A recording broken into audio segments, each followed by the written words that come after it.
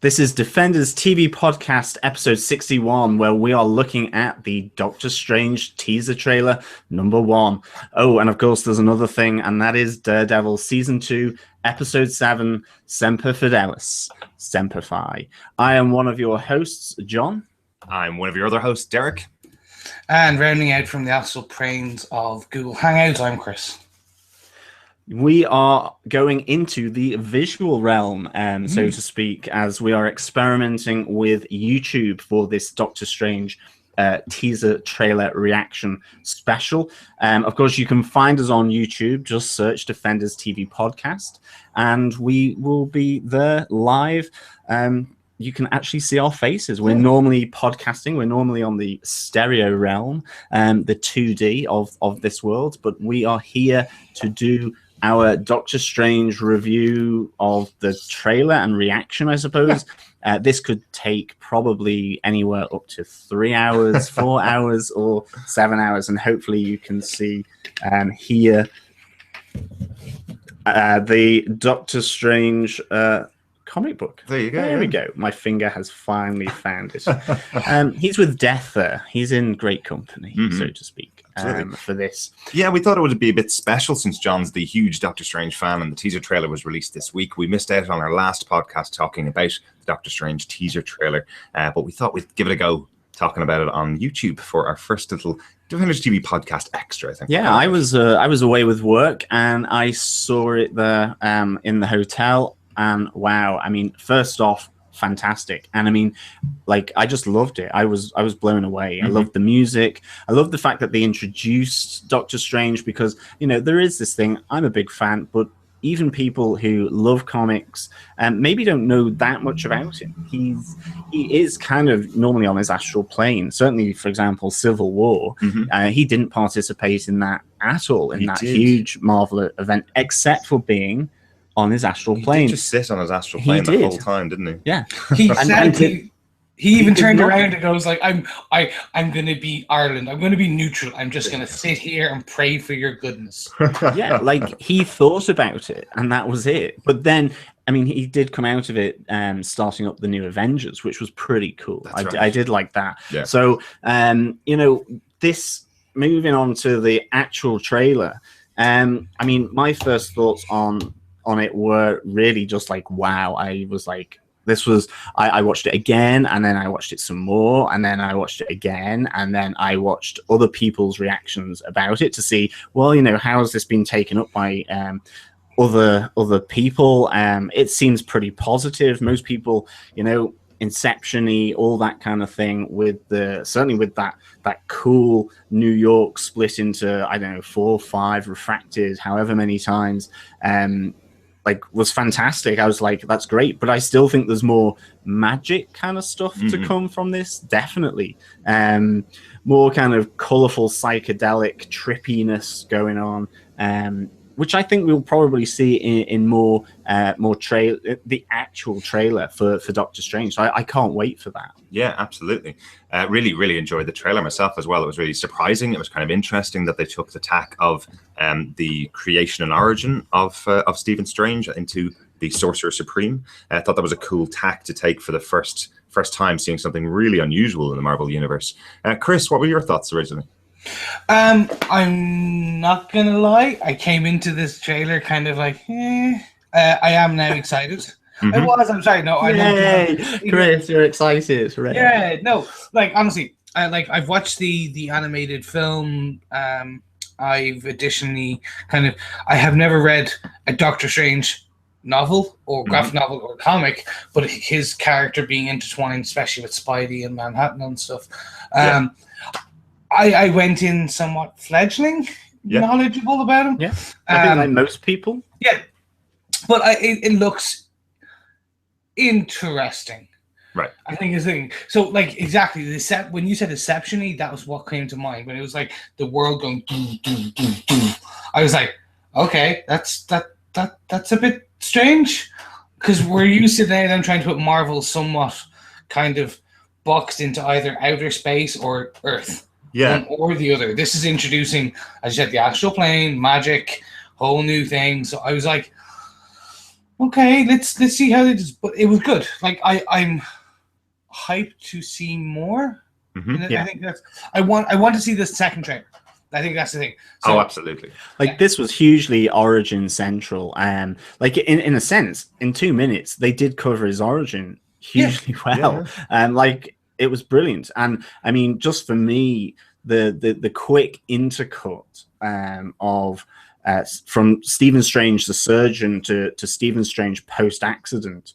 I absolutely loved. I mean, the bit where he's walking to the window in his Manhattan penthouse, as the arrogant surgeon in his black tie having a drink, to him kind of down and out, presumably just crushed by the fact that he's now lost his hands. I mean, hands were hugely important in this trailer as well, showing him as the surgeon, showing him with his broken hands in bed, trying to be repaired with that kind of little shake to his hand at one. And I loved the cutting of that. But where it got me was where the music just ramped up, where he moves from being arrogant surgeon in his penthouse apartment to the down and out as they move towards the window. I really, really love that. That encapsulates his character really neatly for me.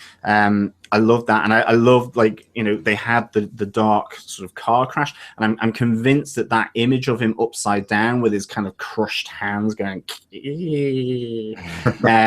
in the car post accident. I think that is one of the pains out of Michael Straczynski's Strange, which was kind of a retelling of the origin. Or if it's not that, it's one of the it's maybe the Doctor Strange number one that was done recently as well. Year one. Year one. That's it. Yeah. Like. I think that's a fairly iconic image from one of the comics that deals with his origins. So that was pretty cool to see. And I do actually think, I just loved it. I mean, there's so much I can talk about here. One question, so rather than it's just me talking all the time about Doctor Strange, the image of Baron Mordo and Stephen Strange walking across the courtyard at the Ancient One's temple, and that symbol on the ground, is that, do you think, an ancient representation of the Tesseract? It looked like what's the film production company that works with Christopher Nolan a lot?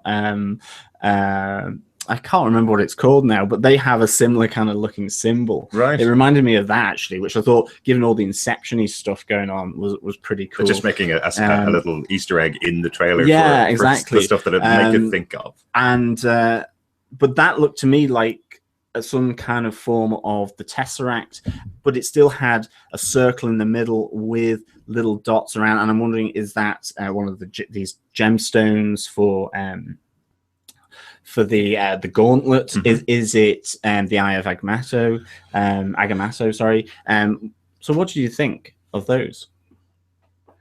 Me, I didn't think Tesseract. Yeah. But now you're saying it, I'm like, okay, because they still have to introduce we've had the mind, we've had the soul, time. We have time? No, we haven't had time. Haven't had time yet. Haven't had time. So potentially it's time. He's faced with going back and fixing his hands, or going on to stay as Strange and save the universe as a Sorcerer Supreme. There you go. Maybe. I definitely like the idea that the Ancient One knows possibly about the Tesseract and knows about all the gemstones. I like that idea. This movie does seem like it's going to take the Marvel Universe in a very different direction from the lead up to the Infinity War, I suppose. But it does show that there could be a part there for the Ancient One and for Doctor Strange. Definitely, yeah, really interesting little shot that was in there. Yeah, I like that. To me, that was a nice little symbol in there, I think, as well. In terms of that, then some of the big wow moments for me was obviously Mads Mikkelsen. Like, I love Mads Mikkelsen from Hannibal. Oh, yeah. Obviously, great Bond villain in Casino Royale, where we see his character here moving his hands around in a nice 70s psychedelic disco fashion to bend the reality around him. Like that was like awesome. That was kind of our first glimpse of maybe how the reality around people gets modified by the magical powers. We see Tilda Swinton, who we do have to call her T Swints, definitely T Swints, knocking the astral soul from Stephen Strange, and him seeing his hands sort of fixed before him on this other plane as well. That was absolutely incredible. I see they've gone for a creamy white rather than a blue, so that's kind of an interesting change on the astral plane. Okay. Maybe. Or maybe it's just, it will develop over time. Who knows? Mm-hmm.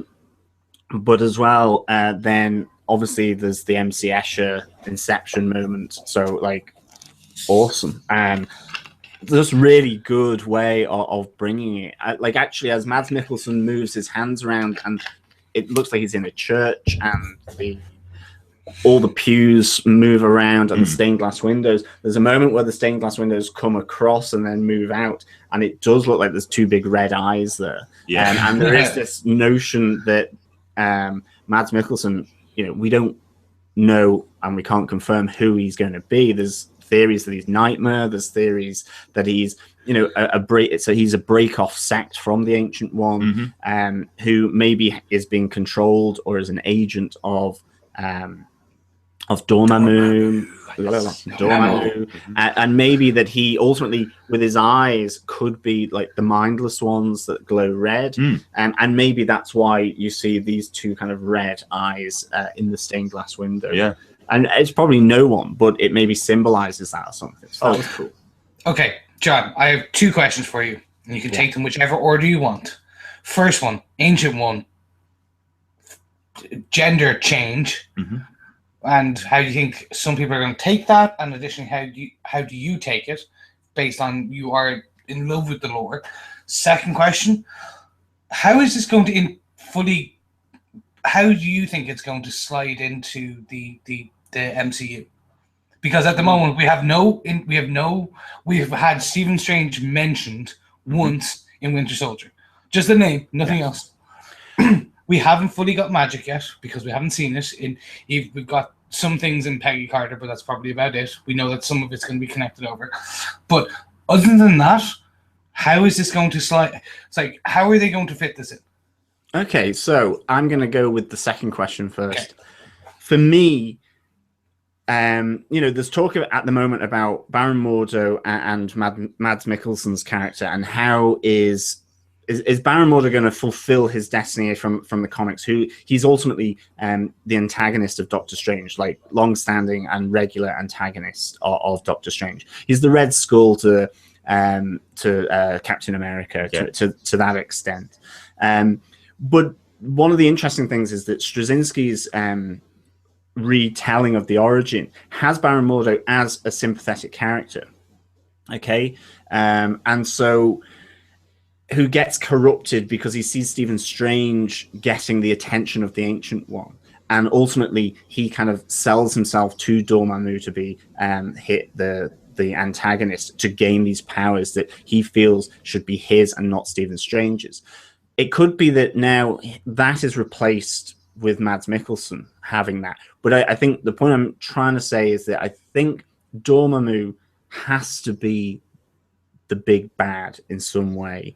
And I think he's got to be as big as Thanos. He's got to be at that background level. Certainly. To that extent. And maybe things like Nightmare and the Mindless Ones are all kind of, hiding his identity for the time being. But so, in terms of how it links in with the MCU, it's either that Thanos and Dormammu have some kind of connection.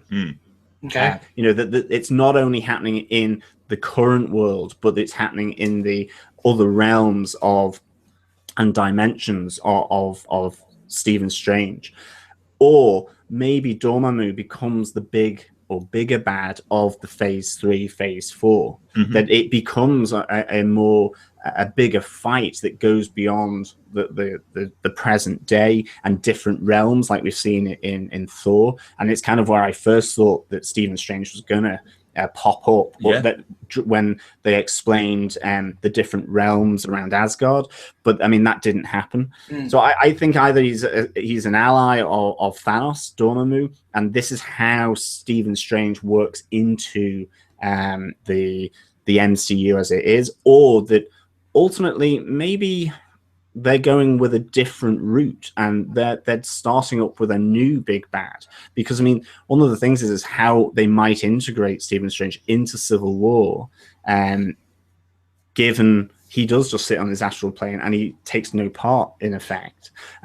So like they would have to, if he was coming in even as post credits, that maybe post credits would best represent what actually happened in the comics, where he's just there, sat there, fighting a different kind of war.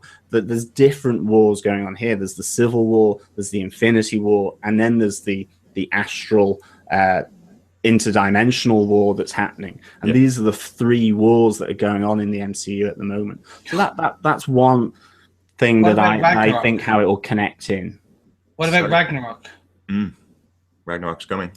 It is, and it could be, like, I really hope that they take Doctor Strange's character with the Hulk and with Ragnarok, and we have the Hulk being maybe Asgard's new Ragnarok. I don't know enough about the Ragnarok as the comic event, but I do know that the Hulk has been seen in the animated version of being the new Ragnarok for Asgard as he attacks. I think as in the destruction of Asgard is Ragnarok. Yeah. So it could be something to do with that. We've got Bruce Banner here, and I think and the Hulk, and one of the best aspects of that is that Stephen Strange does banish him to another planet because he becomes uncontrollable, and maybe Thanos will make him uncontrollable. Maybe there's that kind of arc ready to be used in the MCU. I mean, I have no idea, but that you could really link that in that way. Like I loved World War Hulk. I love the fact with the Illuminati and the fact that it requires Doctor Strange to banish the Hulk, because everyone else just makes him more angry and more powerful. Whereas before he knows it and without realization, he's sent away ultimately. He's exiled, and that's the only thing you can do to him. And that is part of the reason why Doctor Strange sat out of Civil War. I think that's one of the things we've spoken about, but it is the fact that he is too powerful to be involved in kind of earthly discussions like this of whether a nation wants to register. Exactly. Well, like if a nation wants to register their superheroes, well, if Doctor Strange walks in and goes, well, I'm on this side and I'm going to take out the people on the opposite side, they're all going to be taken out within, a click of a finger or a wave of a hand. That's kind of the end of them. So as to how he's going to fit in with the MCU, just to kind of answer that point as the kind of MCU side or on the movie side, remember, he is a character that's in the New York area. He is a very grounded character at the beginning of the film. So it feels like the movie's probably going to go in kind of a two parts way, where you have the grounded Stephen Strange in the city, working in the hospital. Possibly we'll see an appearance of Night Nurse. We'll possibly see an appearance of Rosario Dawson's character, whether she's Night Nurse or not, just to kind of tie it up and say he works in the same hospital as the Defenders have been visiting for the last 2 seasons or 3 seasons. That'd be kind of cool. That would be cool. Yeah, but that would ground it. That would keep it in the MCU. You'd have a smaller bit part character coming into the movie, and then you can just blow it all wide open, much like in the trailer. The one moment for me that jumped out and said, now we're in a different movie, is obviously the Ancient One knocking the soul out of Stephen Strange with one punch. As he looks down at his hands throughout the trailer, it's only a 2-minute trailer, but it comes across that he's lost the ability to do surgery by breaking his hands. He's been staring at them. The hands have been shaking and wobbling, as you mentioned, John. And as he gets thrown out of his own body, he looks down at his hands as if they're repaired. He just looks down and goes, wow, okay, she fixed me. I am now powerful again. That moment of realization. And then he obviously ends with him on his knees shouting, "Teach me," at the Ancient One. Obviously all the same scene, but it does tell you that the movie is going to be something vastly different than we've seen in the MCU so far. But it can ground it to begin with and then jump out into the wider realms, I suppose, of the universe. Yeah, I mean, I think that one of the difficult things to get right with Stephen Strange and Doctor Strange is that balance between him being almost indestructible and being grounded and vulnerable. And that's one of the things that the origin tale does really, really well. I also think that, they have to be aware of that balance, because if he is almost indestructible and can't be touched by mortals and so on, then you have to really tread carefully with that as a character. Absolutely. I think you've got to have him vulnerable in the real world. And I mean, he is that when he is meditating and in the astral plane. But I think as well, even outside of that, I think it is that Stephen Strange makes that decision that in reality, in that world as we know it, he is Stephen Strange. He is also the Sorcerer Supreme, but he does that work on a different dimension and in different dimensions.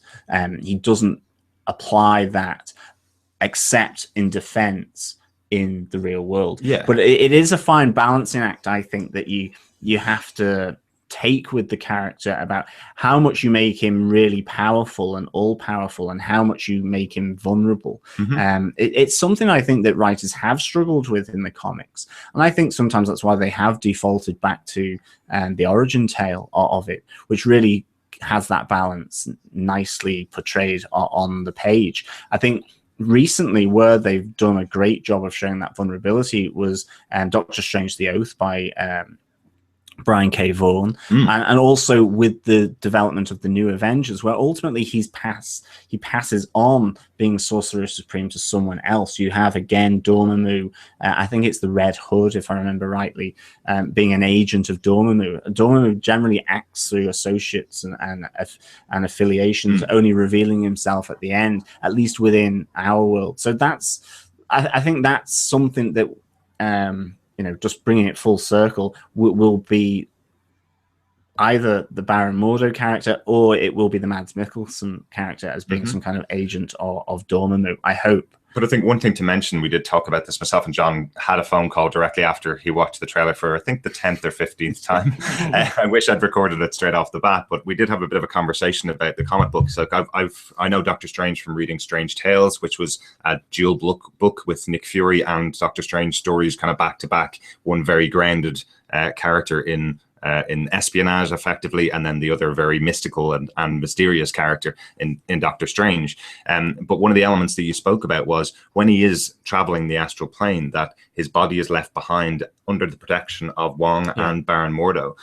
Something like that being brought in as, possibly this is how you take out Stephen Strange, as you go after his body when he's on the astral plane, I think is quite interesting. It's almost like a vampire idea, where during the daytime, they're protected by their underlings, and at nighttime then they are the fiends and villains, whereas this is something where the good guy is under the protection of someone like Wong, who could potentially be gotten past by Mordo if they do turn on each other, and he goes to take out Stephen to get the mantle of Sorcerer Supreme. That's a lot for this particular trailer, a 2-minute trailer, but that's a possibility for the future of the character, I think. Yes, I'm sorry, I've just set my Darth Vader slippers off on its heavy breathing. Anyway, moving on to the second point, T. Swints as the Ancient One. I think the Ancient One can be anyone. Yes, it's a bit. The mantle can be passed over in the same way that Sorcerer Supreme can be, and the Ancient One has changed.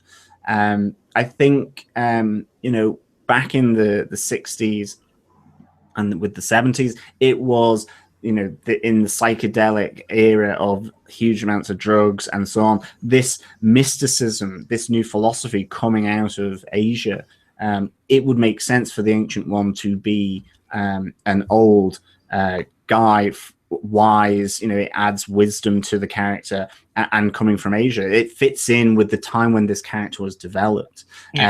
Now, maybe it can be still that, or it could be a woman, or it could be someone who's androgynous. It could be any of those.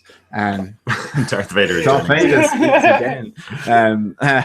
It could be Darth Vader. Who knows? That would be cool. Yeah, that could be the ultimate Marvel, Star Wars, Disney mashup. They have said that this is the new Disney Fantasia. I think the cinematographer that has put the work into this. So, I mean, I can only see that the visuals of the astral plane and different dimensions will only get trippier. Absolutely. To really sort of justify that remark. But so I'm happy. I had absolutely no problem with Tilda Swinton there as the Ancient One with the bald head. I mean, she was fairly androgynous there, definitely. And I mean, we've only really just caught a glimpse here. So, I mean, until maybe the actual full trailer or actually until the film, it's difficult to know. But I don't have any problem with it not being cast to an Asian actor or actress here. I think and again, it doesn't preclude there being that character in the film or in the franchise or in the series. There could be an Ancient One that fits the very stereotypical type that was in the 70s comic books. Tilda Swinton is obviously playing the big role of training Stephen Strange on, but would you make an announcement that there is an older Asian actor that maybe a lot of people don't know? Would you make that announcement that he's going to have 2 minutes in the film? It's very possible we'll see an origin story of why Tilda Swinton is the Ancient One. That's very possible as well. So. But you just gotta love the rhetoric of the internet. Like, how can a woman play a man? Well, didn't back in Shakespeare all men play women? Absolutely. Exactly. Pantomime. Boom. And Panto. Oh, and Panto. Yes. Yeah, great. Okay. Well, that'd be brilliant. Midway through the fight scene with Tilda Swinton, Dr. Strange, he's behind you. I think John will be saying that anyway while watching it in the cinema. But I think it's around time to kind of wrap this up. So let's get a couple of final points in there. Just one of the things for me, obviously, the movie is directed by Scott Derrickson. We haven't spoken a huge amount about Doctor Strange, despite mentioning it on all 61 of our podcasts so far. But one of the big things for me is Scott Derrickson is directing this film. He comes from the movie Sinister, which is a horror movie. I like the fact that he could be bringing in a bit of horror into the Marvel universe. I like that touch. It's also written by Robert Cargill, Robert Cargill, who wrote Sinister with Scott Derrickson. So they come from that past. They've worked together in the past, and hopefully they'll be bringing in a lot of a bit of a horror element to those kind of weird visuals that we're going to get with the astral plane and with the fighting with demons. That is hopefully going to be coming in with absolutely. One mention that we saw on Twitter from Robert Cargill directly after the trailer was released, he basically said, getting lots of praise from people about it, he said, this is purely the trailer of the origin. Now that we've set that up, things are just going to get wilder and crazier as the trailers are released. So love that idea. Really, really enjoyable. Yeah, that would be sweet. I think, for me, the couple of other things here, Rachel McAdams, we see her character there briefly. And I think actually just coming back to the gore and the horror element, I don't think normally in other Marvel movies, when it cuts to from Stephen Strange bearded face to him being pushed on the gurney, a lot of blood there. He looks beat up, he looks bruised, battered, and cut, all that really good. His hands as well, like that. I think that even just that aspect of it shows Scott Derrickson at work here, and that kind of aesthetic, to not shy away from the fact that, well, this guy's just been in a car accident. He is wrecked. I mean, literally. So that was really cool. And we see then Rachel McAdams sort of looking down. And again, I think it's from Straczynski's retelling of the origin. There is this female nurse and assistant that helps him. We have that in Doctor Strange: The Oath as well, where and that is Night Nurse. It's called. It really is like brought out as Night Nurse. So whether Rachel McAdams is Night Nurse, I don't know, or whether she's Night Nurse and she becomes Clay or Clea. I never know how to pronounce that. That I think we will see that. And just for the listeners who may not know Doctor Strange, Clea is the lady that essentially he falls in love with. I think she is related to Dormammu. And there is this notion as well always that there's a fate element to Stephen Strange becoming the Sorcerer Supreme, and that she's watching over him. So yes, she takes human form here, but that there is a notion that he has a destiny to fulfill here. So that Clea is Rachel McAdams' character, and in the first part of the movie, maybe she's Night Nurse, or just a regular associate and helper. And of course, then finally, I think to close out, we have the Seal of Vishanti and the fantastic window as Doctor Strange walks up towards it with his cloak flapping around, which was there was a really nice touch, I think, brought out from IGN, and it completely passed over me, but it makes absolute sense. You know, it's not a cape, it is a cloak, and it's the cloak of levitation, and it has its own sort of mind. So the flapping about of this cloak as he walks up the stairs, you know, he's indoors. There is no wind here, unless that he could be farting. Open. Or maybe he's just let off. He's had a lot of beans. He's walking up the stairs. The cloak is shifting around way too much for that. For indoors, so that actually the cloak is just responding as it would to its environment, to the Sorcerer Supreme. So that was a really great it's moving about in its own, spot, actually, I thought. Okay. Good catch. Chris, any final thoughts on the Doctor Strange trailer? I'm anxious and yet also intently curious. Excellent. There you go. That's it. I got it in 3 words. I like it, and with a 2-minute trailer, that's kind of all they want to do. Listeners, as you can probably tell, we could sit here for the entire day talking about just this 2-minute teaser. It's led into so much. Really excited about that. But we won't. What we will probably do, as we're coming into Doctor Strange, myself and John were talking about it last night, we will probably actually cover the 1978 Doctor Strange film, the animated Doctor Strange film, and obviously the release of Doctor Strange, because everything leads to Doctor Strange. Really. It does. All things lead to Doctor Strange, including YouTube now, where you can find us talking about Doctor Strange. Just search Defenders TV Podcast on YouTube, and you can find our YouTube feed here. As I say, this is a bit of an experiment for us. We haven't done vodcasting before, so we thought we'd give it a go, see how it works. And this one was supposed to be about 4 minutes. It was supposed to be about 4 minutes. It's now coming up to around half an hour. But we will cover the rest of Daredevil Season 2, Episode 7, Semper Fidelis on the stereo realm, I suppose. We'll be moving back to the world of podcasting rather than vodcasting for this.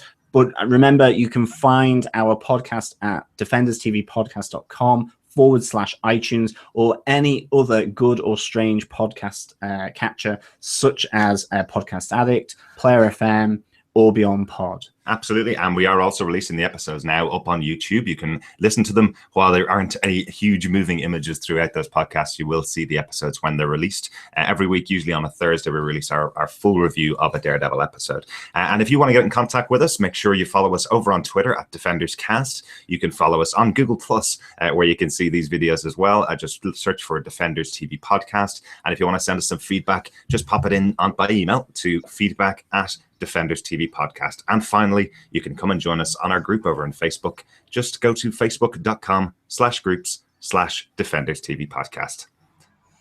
Now I think it's on with the podcast. Yeah. Thanks for joining us for All Things Strange. And now listen to us later. Come on. I'm expecting you to follow. Come on. All right. Over to our podcast. Bye. Bye. Bye.